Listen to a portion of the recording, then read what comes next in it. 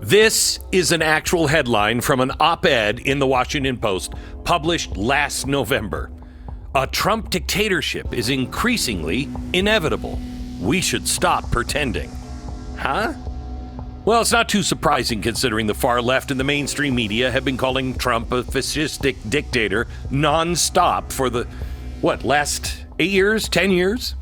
But can they name one dictator-type move he's actually made? Not outlandish statements that he said on Twitter or anything he threatened to do or joked about. I mean an actual presidential move that he successfully pulled off from the White House. Can they name one? You see, here's the thing about dictators. Yes, they use brute force and power to achieve their goals, often contrary to the will and the wishes of the people. But they don't do it alone. Dictators have a team backing them, a deep state, if you will. And that's exactly why President Biden, not Trump, has had such success with his fascistic moves. No, not Donald Trump. He wasn't a dictator. But Joe Biden, maybe. Tonight, I start with 10 actions the Biden administration has taken that prove, at least to me, this updated headline may be more true than you'd like to think.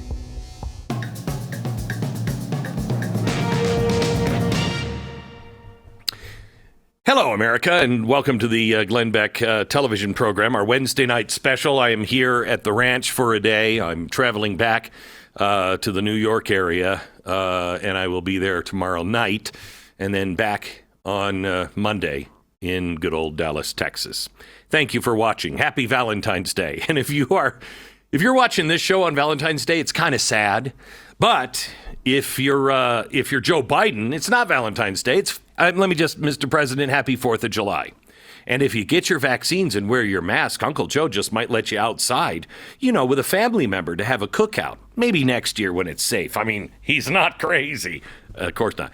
Speaking of crazy, the left and the media have been having another panic attack lately over this. What he did today is straight out of a dictator's playbook. Donald Trump is a would-be dictator, and he has been for 7 years. Trump's goal, like a dictator, was to stay in power. He continues to behave more like a dictator than the leader of a democracy. Trump wanted to be just like Putin, wanted to be a dictator. Donald Trump believes that he should be the ruler, the dictator of the United States of America. I absolutely believe that Trump is a fascist, and I believe his actions thus far are indicative of what a fascist does. Trump's openly fascistic vision of politics and power. Yes, they've been emboldened by Donald Trump. They know he has neo-fascist sensibilities. Trump believes in the United States of Trump. He's a fascist. Current and former defense officials are telling CNN that Trump's actions are that of a dictator. John, Donald Trump is a dictator. He's a king.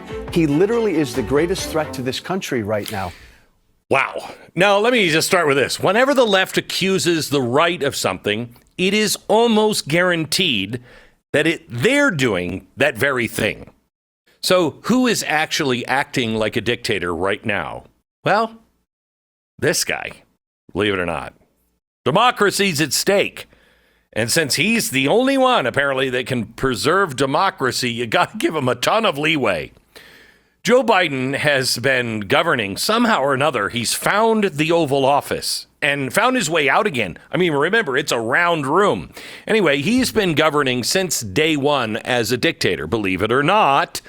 Don't take my word for it. Take the New York Times. This is what they said after Biden's first week in office when he signed a buttload of executive orders. When it must be bad when, the New York Times editorial board suggests that, quote, legislating through Congress is a better path. Is it? It's also the constitutional path. Now, let's be clear. This is not a South American-style dictatorship where political enemies are rounded up and executed. This is a nice progressive-style dictatorship where opponents are just monitored or censored online or get a knock on the door from the IRS agent. But wait, I thought Biden was incredibly senile. Yes, a dictator and almost completely senile. Both can be true thanks to one thing that this now country has going for it: a progressive administrative state. You see, the progressives have never wanted the bloodshed. They've never wanted the blood in the streets or anything like that. They just wanted a well-oiled machine. And Biden is just the tip of the spear. He's the figurehead or the hood ornament. He's just reading the teleprompter lines that he's fed, well, on a good day. It's the radical left-wing activists that are in charge. It is the Woodrow Wilson progressive dictatorship model. See, when they first came up with this, fascism and dictatorships and communism, they didn't kill people yet. And so when Wilson was in, he was like, this is great. We can do everything by science. Follow the science. And we'll have administrators administrate everything. Well, Wilson, he and his band of merry progressive radicals took Wilson's model to the next level. FDR did with the New Deal controls. Wilson and FDR pulled off both of their dictatorships during wartime. Later, LBJ tried to do it by declaring his own war on poverty. It's an ideal progressive dictatorship. You have to control Congress to rubber stamp your ideas in a republic. In Biden's case, now we don't need to do that. You don't need to pass legislation since he has vast executive wing of the federal government under his power, built by Wilson, FDR, LBJ, Clinton, and Obama. I'm going to give you a rundown of 10 ways here in the next just couple of minutes that Biden has acted as a dictator, and we're not hitting all of them. Dictator move number 1, the eviction moratorium, which simply ignored property rights and placed undue financial hardships on small businesses. Ultimately, the Supreme Court correctly struck it down. Next, Biden's unconstitutional vaccine mandates in September 2021. In his announcement, he said, quote, "This is a pandemic of the unvaccinated." And later, quote, "We've been patient, but our patience is wearing thin," end quote. Does he work for you or do you work for him? His executive order required vaccines for all federal workers and federal contractors, all healthcare workers, the military, and all employers with 100 or more employees. Again, the Supreme Court struck most of this down, as they should have. Dictator move number 3, student loan cancellation. Now, I bet you didn't know that the president can't just wave his magic wand and make loan debt disappear. Well, technically he can't. But that hasn't stopped President Joe Biden over and over and over again. Last summer, yet again, the Supreme Court shut down this plan as completely unconstitutional. But in true dictator style, Biden treats Supreme Court decisions as roadblocks to drive around. Just a few weeks ago, he again canceled another $5 billion in student loan debt. This brings his grand cancellation to $136 billion. He cannot do that constitutionally, but it doesn't matter. Next, do you remember Joe Biden's Disinformation Governance Board? In 2022, he named Lena Jankowicz as the first censorship czar. She sounded perfect for the role. After all, she had called the Hunter Biden laptop story nothing more than, quote, a Trump campaign product. When the Disinformation Board was later shelved, the Washington Post blamed it on right-wing attacks. To keep their power, dictatorships must try to control the spread of any idea that they find threatening. So, dictator move number 5, destroying American energy. During his first week in office, Biden canceled the Keystone XL pipeline. He did it with a stroke of a pen. He stopped new oil and gas, natural gas leasing on public lands and offshore, even though a court ordered him to resume the lease sales as required by law. Did it stop him? No. Then he drained our strategic petroleum reserve to its lowest level since 1984. An interesting year, isn't it? Then, because of societal dictators they all have to stick together, he then reduced sanctions on Venezuela, allowing them to resume pumping oil there and exporting 19% of it back to us. Next is Biden's enormous land grab, quote unquote, protecting 1.5 million acres of public land so far as part of his 30 by 30 plan. He wants to protect at least 30% of our land and waters by 2030. By the way, this isn't his idea. This is the UN and, the WEF. The Center for American Progress came up with the 30 by 30 program in 2019 in a report titled, How Much Nature Should America Keep? John Podesta, the guy who started the Center for American Progress, is now replacing John Kerry as Biden's climate czar. However, Podesta will officially just be a coordinator in the position. That way, he doesn't have to face confirmation by the U.S. Senate.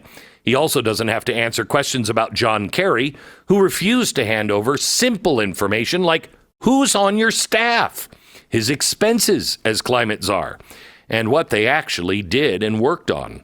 It's a great way to keep your radical climate agenda hidden from those who have oversight. This is how you run a modern progressive dictatorship. You erase the lines between left-wing dark money, think tanks, and the executive branch. You sidestep the Constitution and avoid Congress by working through government agencies to accomplish whatever it is the activists want. Dictator move number 7. The letter from the National School Board Association in 2021 asking President Biden for help and urging that parental threats be classified as domestic terrorism. But oops, turns out the NSBA coordinated with the White House and the DOJ on the letter.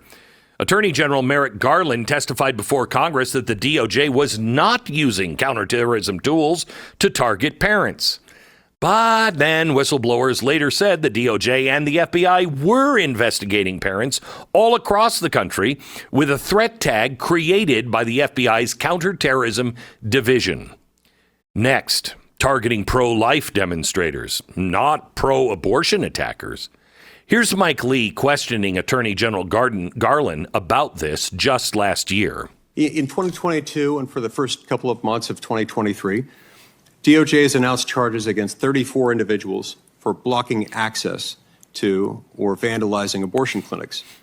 And there have been over 81 reported attacks on pregnancy centers, 130 attacks on Catholic churches since the leak of the Dobbs decision, and only 2 individuals have been charged.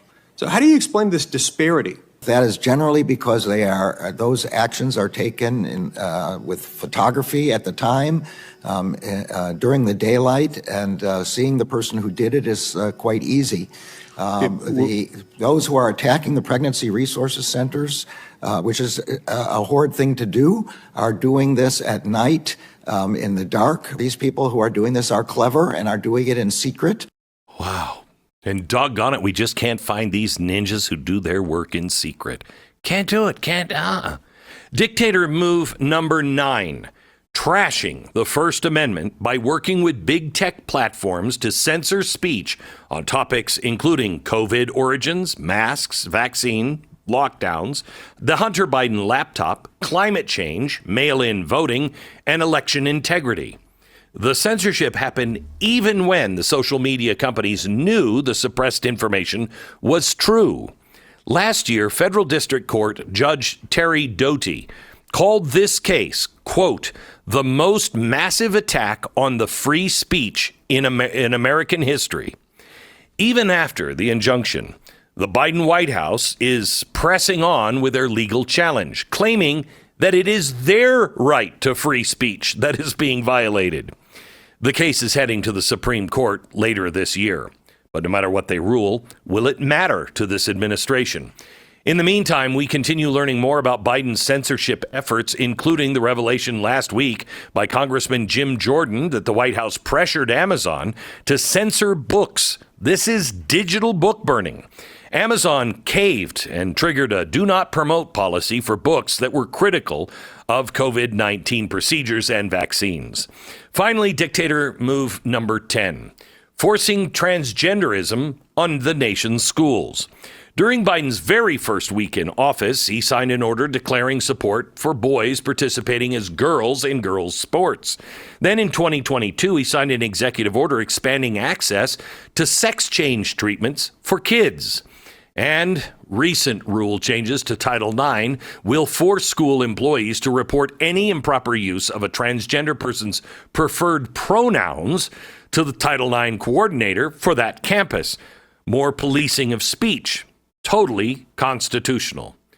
Biden has been president now for 3 years. He's done a lot. I mean, I didn't even mention trying to throw the guy who's running against you in jail. That is the number one sign of a dictatorship and a banana republic. But he's been in office now, and he has issued 131 executive orders so far. That's a little less than average of one per week. During his first year in office alone, he issued 77 orders. That's double the amount Obama's first year and 40% more than Trump's first year. I don't like them, no matter who is issuing them. These are dictator moves, abusing executive power, skipping past Congress, ignoring the Constitution, trampling on individual liberties, targeting political opponents. This is Joe Biden's presidency. This is how he delivers on his inaugural address promise to, quote, restore the soul and secure the future of America? Really? When I come back, I've got a couple of guests. One who has seen dictatorships from the inside out and warns now we're in one. Warning. And also Carol Roth joins me to discuss the economic consequences of this administrative state. Next.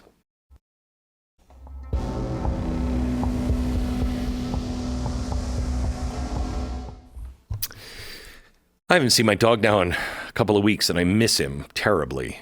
Owning a dog is an awful lot of responsibility. We try to tell our kids that. I want a dog. Yeah, well, no. You won't be responsible, and you have to take care of their basic needs, and it's not as simple as kids think it is. Maybe it's not as simple as you think it is. If you're feeding your dog kibble food, for instance, you're not really giving him the level of nutrition that he really needs, or she. If you want your dog to have a healthy, happy life and really getting the most out of life, kibble food doesn't have the most important ingredients and nutrients in it, the living stuff. It's all cooked out.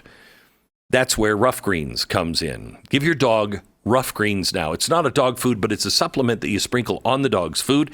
It was created by naturopathic Dr. Dennis Black, and it's full of vitamins, minerals, and probiotics, antioxidants. If it's healthy for your dog, it's probably in Rough Greens, and they're so confident your dog is going to love it. They have a special deal for you right now. All you have to do is just go to roughgreens.com/Beck or call 833-GLEN33. You're going to get a first trial bag absolutely free. You just pay for shipping. Go there now, roughgreens.com/Beck or 833-GLEN33.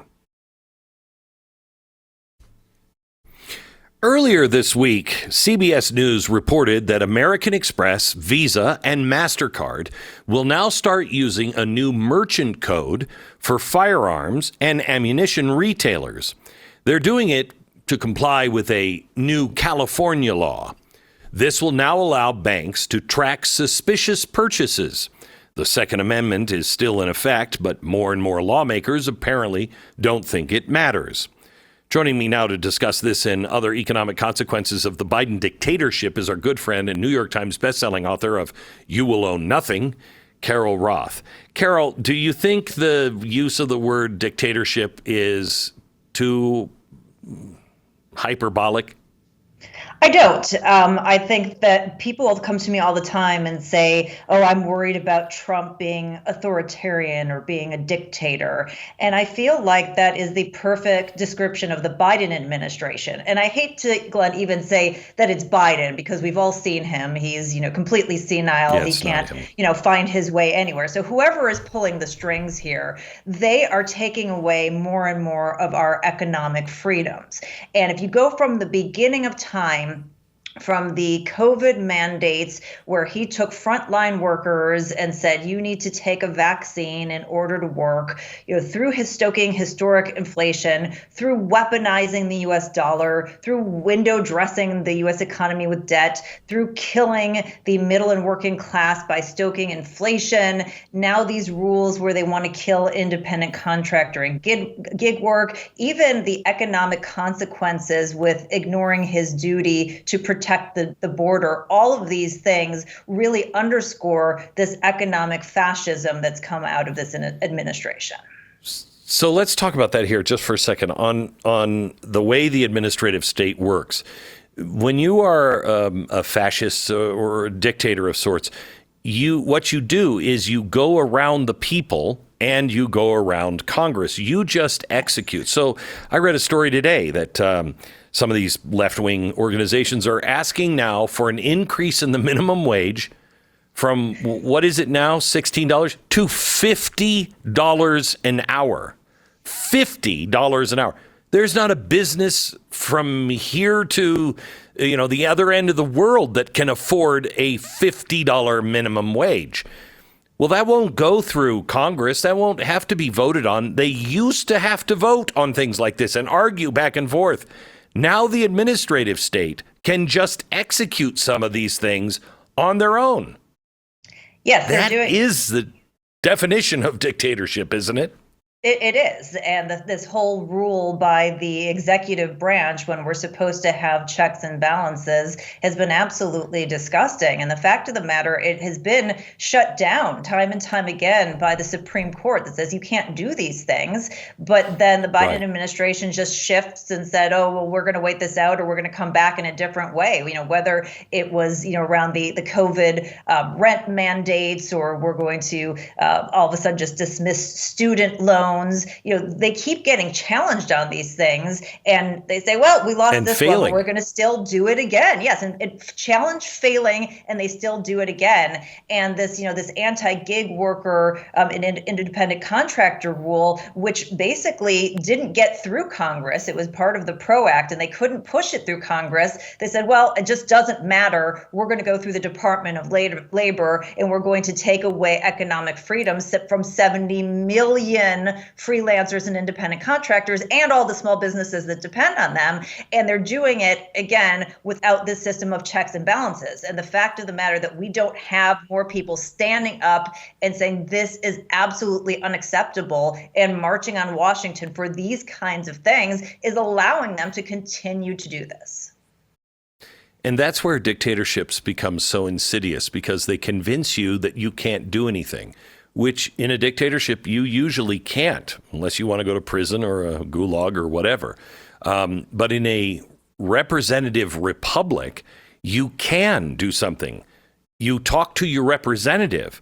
But the system that we have, that we're using now, and look, every Republican and Democrat, probably since Coolidge died, they all have used this administrative state to their own advantage one way or another. But it has grown to such a extent to where nothing is being done by Congress. There is no regulation that is happening through Congress. You can't argue back and forth with, the gig workers. They don't have to. The government will just do it, and it will be a faceless person in a faceless arm of the administration. And you'll just have to say, well, that was the Department of Labor that made that. So you have no place to go. Right. And it used to be that when Congress did nothing, that was a good thing. We would say, well, at least they're not screwing up our lives. That's a happy moment. We're okay that we have gridlock. But when you have the executive branch taking over that rulemaking, that lawmaking, and saying, well, we're going to dictate what you can and can't do, it becomes absolutely demoralizing. And whether it is a direct impact, like some of these rules we're seeing, or some of the fiscal policies that they're putting in place that have just completely demoralized young people in this country to believing they're not going to have the administrative dream or the American dream. It's all because of the administrative state, and because these people want more and more power and more control, which is the exact opposite of what this country was founded on. You know, I've always felt that Osama bin Laden used some of our strengths against us. They used diversity against us. They used compassion against us. They use our own openness and free to go anywhere and be your own person against us. The left has learned this, and I want to go back to the American Express, Visa, and MasterCard thing.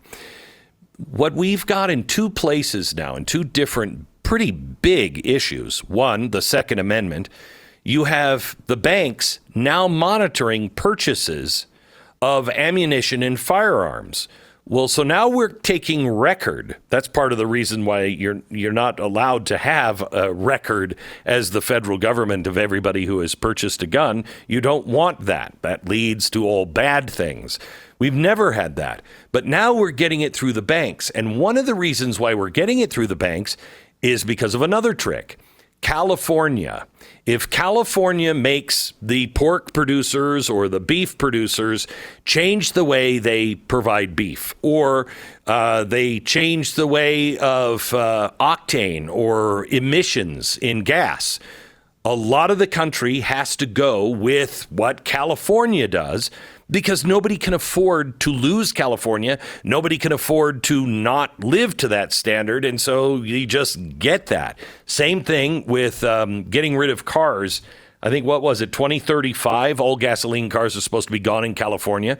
And that includes now, because they signed a deal with Virginia, it just snowballs. And the people around are like, wait, I didn't vote for this. California did. I didn't. Yeah, and California is the incubator of all bad ideas. You know, this gig worker rule that we've talked about that came out of AB 5 in California. A lot of these green policies, things like, you know, whether you can use a gas stove or not, do come out of California. And they use that to incubate and test out these bad ideas. And then what happens? Everyone says, oh, well, it's California. You get what you vote for. But then it seeps into the rest of the country. And this is the thing that I try to raise time and time again, is as California goes, so goes the rest of the country. And they have found a formula for really bad ideas, which are now being implemented in many cases without congressional action. I want to talk to you about something I had never seen before until this administration, and that is the weaponization of the U.S. dollar, the weaponization of the banks and the dollar. And it's only getting worse. And I had never seen it done before. And I know whenever we tried to get a coalition of countries together, that was always first debated in Congress. It wasn't this time. And the potential of country-destroying ramifications is just up in the horizon here. We'll talk about that and so much more with Carol in just a minute. Stand by.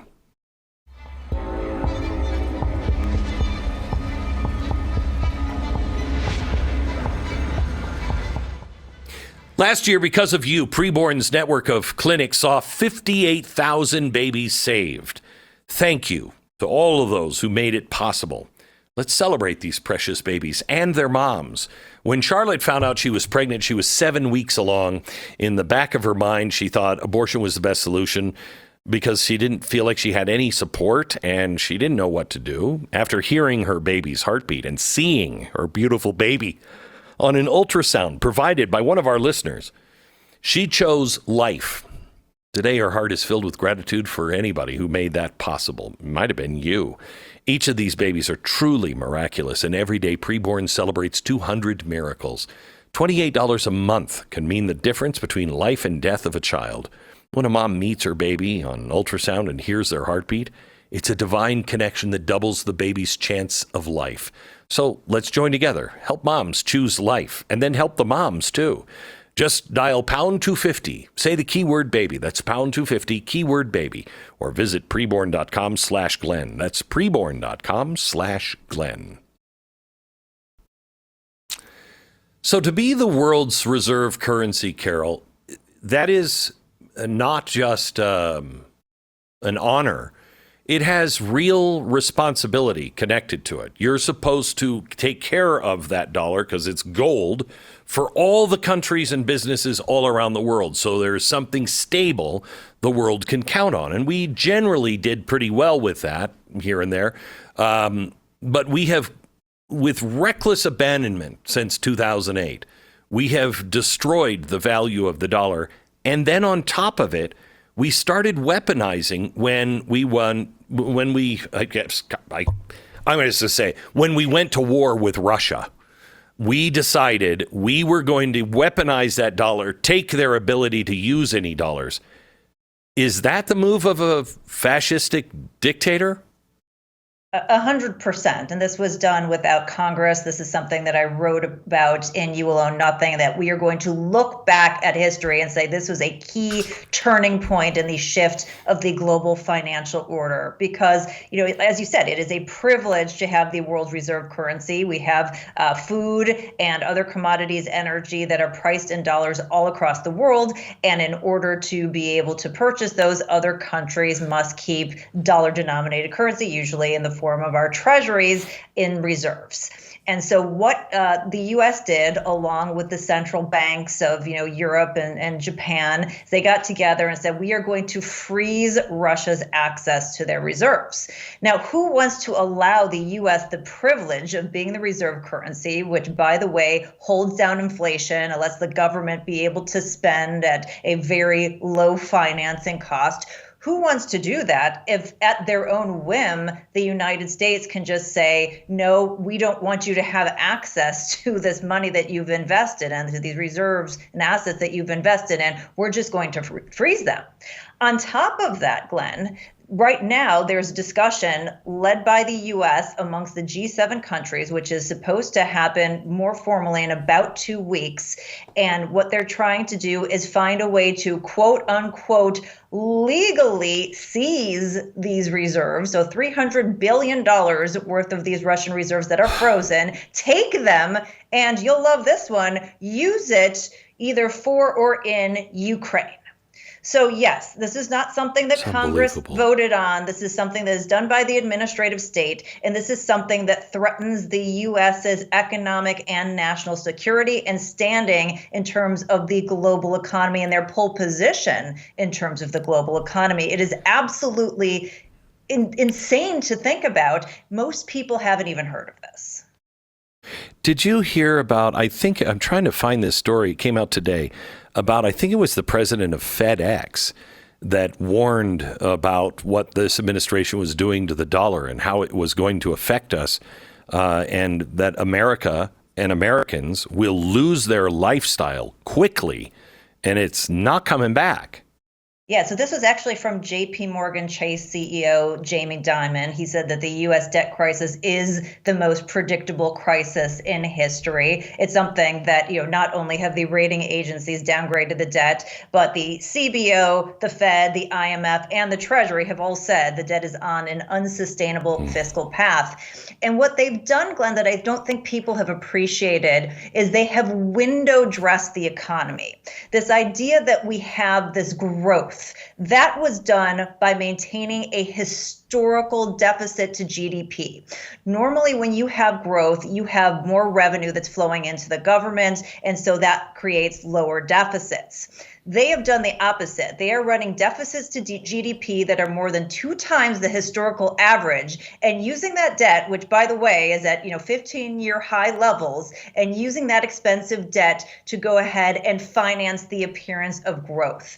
This is going to make inflation sticky for longer. This is taking away economic opportunity from the private sector and throwing it into the government sector, and this is going to impact long-term economic freedom. Again, completely insane, things that we have never seen before in history.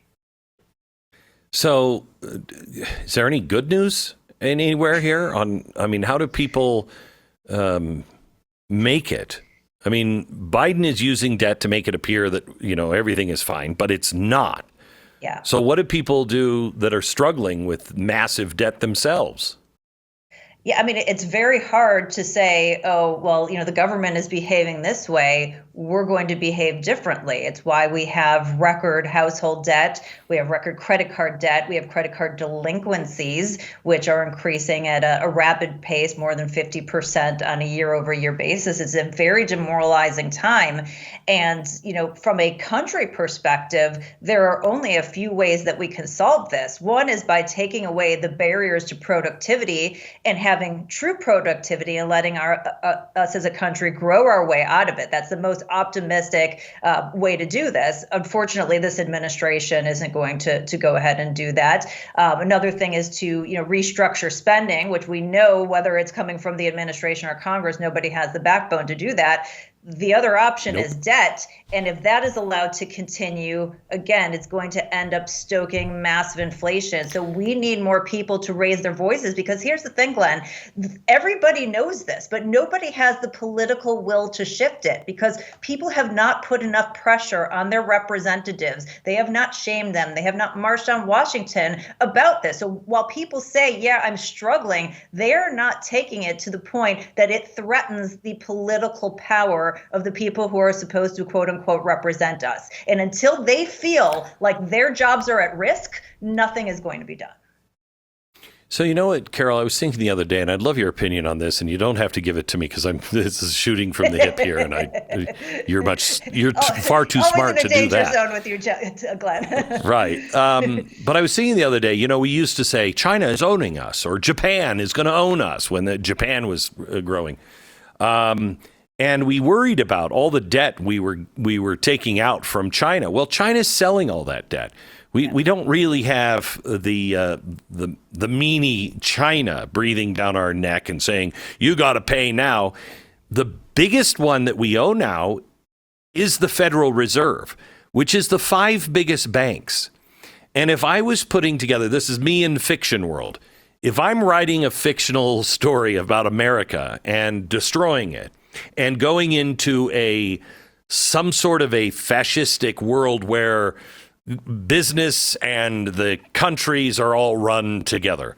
And the first thing I would do was allow the Federal Reserve to just take on debt that you knew they couldn't pay. So at some point when they would default on it, I would say, well, I'm going to have to take your resources. I'm going to take some of your land. I'm going to take this and that as payment on this debt because you can't pay. Then everything that they want to happen happens. You can control the land, you can control the water, you control the air, you control everything. And again, it's the same damn banks that we keep bailing out over and over and over again. This seems like a really big heist. I mean, certainly, I think there are a lot of potential heists out there. I talked about in You Will Own Nothing, all of the assets that are set to just basically turn over from one generation to another. So they could do it in a very easy manner by some sort of estate tax or the quote unquote wealth tax. So there are a lot of different options. I think where you started this is such an important point. There is not an external boogeyman here. This is not China's fault. This is not Russia's fault. It's not anybody's fault. This was an entirely internally created situation. And you're right. There are lots of different ways this could go. It could go the manner of a CBDC, a different way to try to control us and control our resources. But the reality is, But wait, the first two letters of that explain who has control. Exactly. CBDC, Central Bank Digital Currency. Exactly. One way or another, it comes back to them. Exactly, because it's all about centralizing our resources at the end of the day. So a lot of different ways that it can play out, and we need to be the ones to push back and say enough, because even though the left doesn't want you to believe in math is very discrete, and there are only so many ways things can go and add up. We have to believe in math. I don't know if you took Common Core. You don't. Carol, thank you so much. I appreciate it. Next, I'm going to talk to somebody who has seen this firsthand, the devastating effects of authoritarianism firsthand. Does she see any similarities? Next.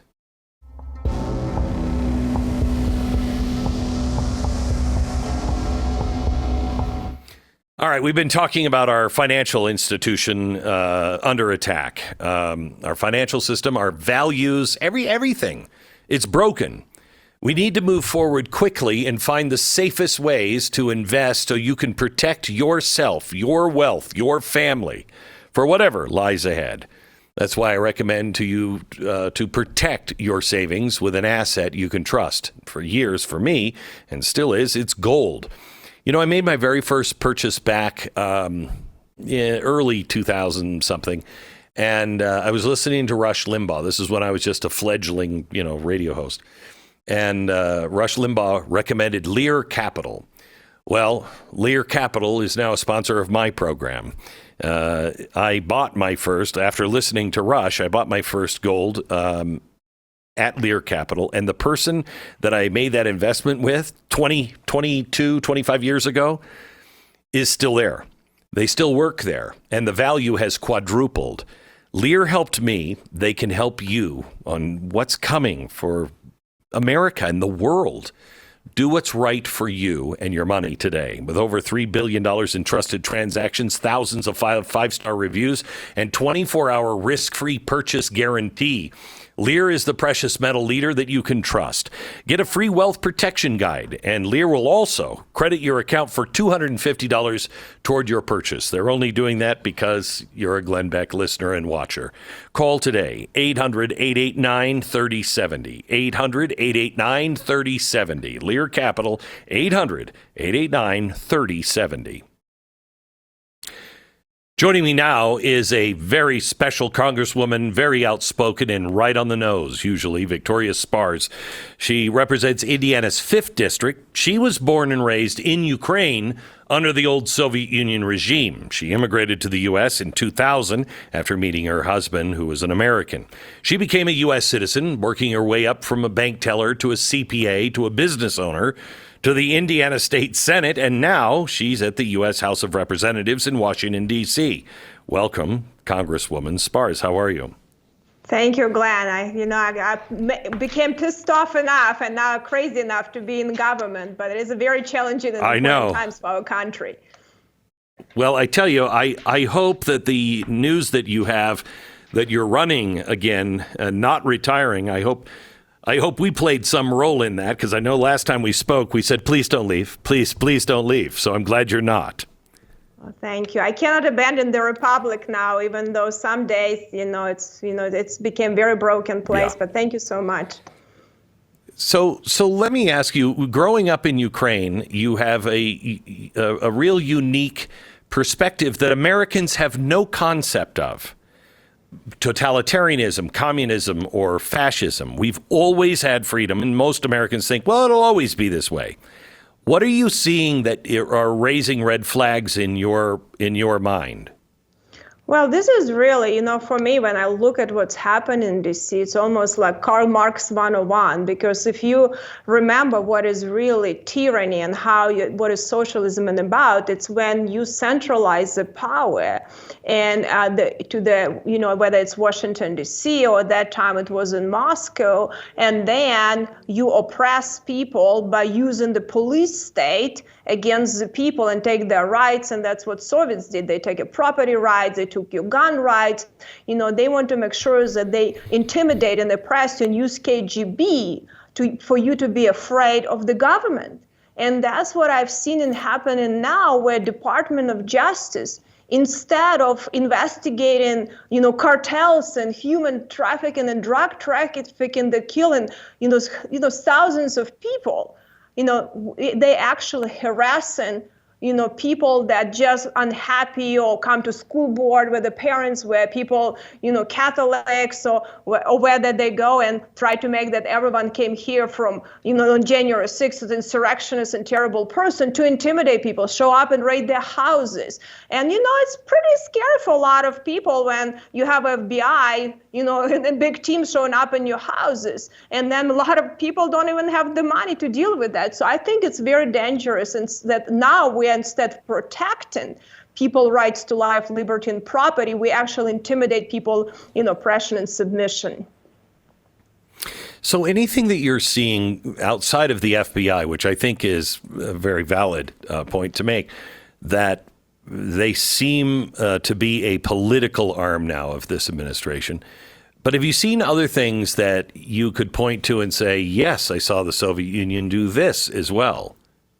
Well, I think it's every agency now. Think about it, and they use it in a very clever way. Think about what EPA is right now doing, using, abusing, the wetland laws to take private property rights from farmers and people that own land, because they understand, that owning private property makes you independent. So communists maybe did it in a direct way when they, came and took land from farmers. And, my family, they were sent to die in the steppes, and they took their land from them. That's what they do. And here they do it in a roundabout way. But if you touch, this very vague definitions, they change your wetlands, even Supreme Court just ruled on that, then you actually criminal liability now. And with very vague definition, you don't even own your own land. I think that's very oppressive. You look at every agency. So it's not, it's what, look at our housing authority. They now try to force local governments, to comply with the rules that benefit a lot of, people in Washington, D.C., but destroying, independence on communities. Look at what healthcare has done. They want us to be puppet, to very big special interest groups here that making a lot of money, but they want to control your healthcare, not for you and your doctors. So it's happened in every. Look at the banking system. This is really the worst. Now, actually, FBI matching data that if you bought a Bible and a gun, you become domestic terrorist. But that's what they were doing in Soviet Union. First, they were trying to, with a police state. If not, they try to make you insane. If not, then they try to make you terrorist or send bandits on you. So it's become a very, very dangerous situation. So it's every agency. It so became, that I can't believe that it wouldn't be organized because it's so orchestrated, clever. And I have to tell you, the other side is brilliant in the way how they've been doing it and taking people rights, little by little. But now they made some big steps. And I think we're going to see even more now, because ultimately when you control the money, and they're now centralizing money and even creating digital currency, you will control the businesses and you will control everyone. And I'm also concerned, too, with the control of, Google, Facebook, YouTube, all of those things that I talked about on radio today. These new things that are coming down to silence people who have a different view of the administration by just putting them in a digital ghetto. They can still talk, but they're not going to be exposed en masse. Those things will allow things to change rapidly, and nobody will really even know about it. Well, for sure. And look what power of big tech now. They can control so much information. And then we have a very ill-informed electorate. You can manipulate people very much with that. And we now create a country where it's a dictatorship of opinion, a tyranny of opinion. If you don't agree with the power in Washington, D.C., they can make, you into terrorists, and they can, destroy your businesses, lives, and your family, and really careers and everything using the power of big tech. It's becoming very, very dangerous what's happening. And This is really something that I can't believe it's happening in our country. Congresswoman Victoria Spartz, thank you so much for everything you do. I'm glad to hear you're running for a second term, and God bless you. Thank you. Thank you so much. Every time I talk to somebody from the former Soviet bloc or any nation that has actually experienced this, they are the Americans that are the most awake. I challenge you to wake up and see what's happening all around you. Good night.